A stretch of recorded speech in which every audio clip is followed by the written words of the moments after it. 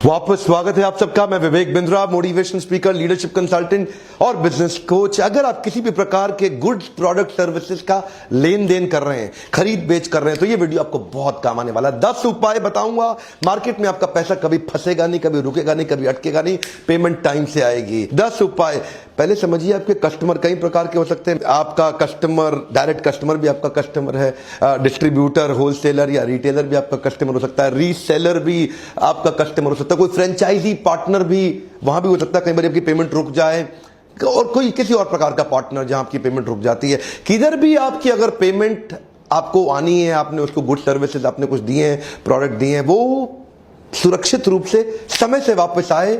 10 चीजों का ध्यान दीजिए। तो पहला पॉइंट है, check the payment history of your customer. इस कस्टमर, जो भी आपका कस्टमर है, और अगर आप उसके वेंडर है, आप उसको माल बेच रहे हैं, या अगर वो आपका डिस्ट्रीब्यूटर है तो आप मैन्युफैक्चरर है, आप उसको माल बेच रहे हैं, उसके पेमेंट ट्रैक रिकॉर्ड को चेक करें। अगर ये दूसरों को पेमेंट टाइम से करता है तो चांसेस हैं आपको भी पेमेंट टाइम से करेगा। और अगर ये दूसरों की पेमेंट अटकाता है, बेवजह अटकाता है, उसकी लिक्विडिटी की दिक्कत है, उसकी कैश फ्लो की दिक्कत है, या हैबिट ही खराब है, तो ये आपकी भी लटकाएगा। थोड़ा पहले उसके बारे में ड्यू डिलिजेंस करें। स्टेप 2 है, use a well written contract. Every sale that you do should be governed by a written contract and crafted by an attorney. उस कॉन्ट्रैक्ट के अंदर आपके सारे डिलीवरेबल्स मेंशन्ड होने चाहिए, टाइम फ्रेम मेंशन्ड होने चाहिए, वो डिस्प्यूट कैसे हैंडल करेंगे वो भी मेंशन होना चाहिए, और पेमेंट एक्सपेक्टेशन भी मेंशन होनी चाहिए।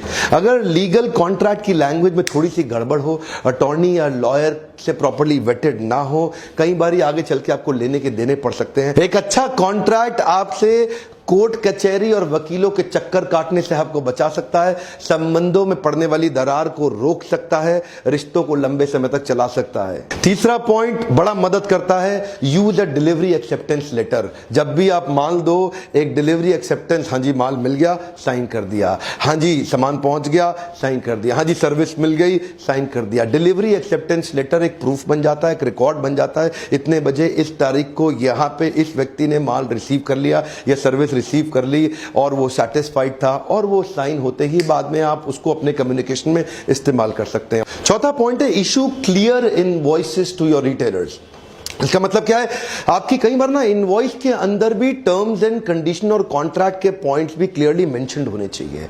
उसके कुछ इंपॉर्टेंट हाइलाइट्स भी उस इनवॉइस के अंदर मेंशन्ड होने चाहिए। और इनवॉइस तुरंत भेजना है, देर नहीं लगाना। इनवॉइस किसको मिलनी चाहिए वो भी बड़ा इंपॉर्टेंट है। ऐसा नहीं किसी के पास, सिक्योरिटी गार्ड के पास, कहीं भी चला गया, जिसके पास इनवॉइस जानी चाहिए इंश्योर करिए वहां पहुंची है कि नहीं पहुंची है, और इनवॉइस जाते ही कम्युनिकेशन चालू, जो कि है मेरा 5वां point, follow up with the clients regularly. एक बार माल चला गया, अब ईमेल पे कम्युनिकेशन का बहुत महत्व होता है। कंटिन्यूअसली कम्युनिकेट करते रहिए। जितना ज्यादा क्लियर और कंसिस्टेंट कम्युनिकेशन रखेंगे, पैसा बचा रहेगा। कई बार लोग माल दे करके भूल जाते हैं, बिजी हो जाते हैं। इसके लिए आपको एक स्पेशल व्यक्ति भी रखना पड़े कई बार, तो रखिए, नहीं तो आपका पैसा मार्केट में फंसेगा। अगर आपका कैश फ्लो खराब हुआ, आप बिजनेस से बाहर हो जाएंगे। अगर आपके बिजनेस में बुक्स में प्रॉफिट तो है लेकिन कैश नहीं है, लंबा नहीं चलेगा, आप उड़ जाएंगे। प्रॉफिट भी चाहिए आपको और कैश भी चाहिए, दोनों अलग चीजें होती हैं।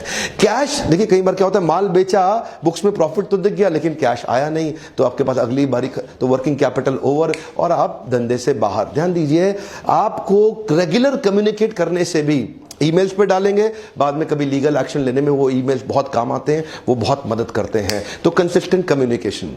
मेरा छठा पॉइंट है, हैंडल डिस्प्यूट्स प्रोफेशनली। प्रोफेशनलिज्म बहुत मदद करता है, बहुत काम आता है। आपकी टोन और आपकी वॉइस हमेशा बहुत मीठी होनी चाहिए, प्यारी होनी चाहिए। ध्यान दीजिए, आपका वर्बल, विजुअल, वोकल बहुत मीठा, बहुत प्यारा हो। कई बार उसको आपका प्रोडक्ट या सर्विस अच्छा नहीं लगता, कई बार उसको आपके प्रोडक्ट में ऑब्जेक्शन है, कई बार उसके पास मार्केट में बहुत सारी ऑप्शन है, लेकिन अगर आप अच्छा प्यारा उसको सर्विस देते हो, प्रोफेशनली उसकी तकलीफों को रिजॉल्व कर देते हैं, तो कई बार बहुत बड़ी आने वाली तकलीफ से आप बच सकते हैं।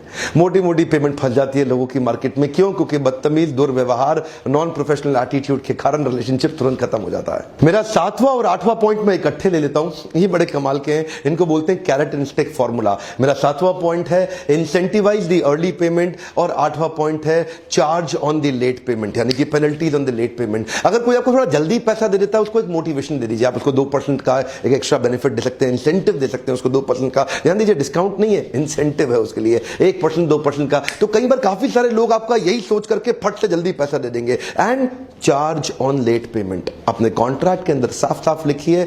देखिए कई बारी क्या है, कैरेट दिखा के आदमी जल्दी आगे आ जाता है, कई बारी लाठी दिखा के काम चलता है, इसको बोलते हैं कैरेट एंड स्टिक। कई बारी गाजर दिखाओगे तो गधा चलता रहता है, और कई बारी गधे को गाजर देख के मजा नहीं आता तो उसको डंडे से दिखाना पड़ता है। नहीं आएगा तो एक्स्ट्रा चार्ज कर लूंगा तेरे से, पेमेंट टाइम से दे। थोड़ा कड़वा उदाहरण है कैरेट एंड स्टिक, गाजर और लाठी का, लेकिन ध्यान दीजिए काम करता है। कई बार अब जब वो लेट करेगा तो चार्ज कर दूंगा, जल्दी देगा तो इंसेंटिव दे दूंगा। तो ये 7वां 8वां पॉइंट काम करता है। 9वां पॉइंट है know when you need an external help. What does this mean? आजकल बहुत सारी एजेंसीज आ गई हैं हमारे देश के अंदर, तो कई कलेक्शन एजेंसी हैं जो आपकी प्रॉब्लम को समझेंगी, आएंगी, आपसे रिकवरी का कुछ परसेंट चार्ज। अगर कुछ भी काम नहीं आ रहा है और पैसा फंसी गया है तो रिकवरी एजेंसीज के पास जाइए या लीगल सपोर्ट लीजिए। There are lot of ways you can take an external help. 10वां पॉइंट बड़े कमाल का है, relation and reputation is the new currency. Come on, क्या? हाँ, अभी तक आप सुन रहे थे डॉलर, येन, यॉन, रूपी, लेकिन अभी क्या बता रहे हैं आपको, relation and reputation is the new currency. इसका मतलब क्या, अगर आपका रिलेशनशिप अच्छा है या मार्केट में आपका रेपुटेशन अच्छा है तो आप नेगोशिएट कर सकते हैं, ये आपके लिए एक पावरफुल करेंसी के रूप में काम करेगा। बड़ी बड़ी मार्केट की रुकी हुई पेमेंटें, बड़ी बड़ी नेगोशिएशन आसानी से आप सॉल्व कर सकते हैं अगर आपकी मार्केट में रेपुटेशन अच्छी है और आपको संबंध बनाने की कला है। अगर आप रिलेशनशिप अच्छा बना सकते हैं, रिलेशनशिप के दम पे सारे फंसे हुए पैसे प्यार से निकल आते हैं, रेपुटेशन के दम पे सारे फंसे हुए पैसे प्यार से निकल आते हैं। सो relation and reputation is the new currency. ये बड़ी पावरफुल करेंसी, आपको बहुत मदद कर सकती है।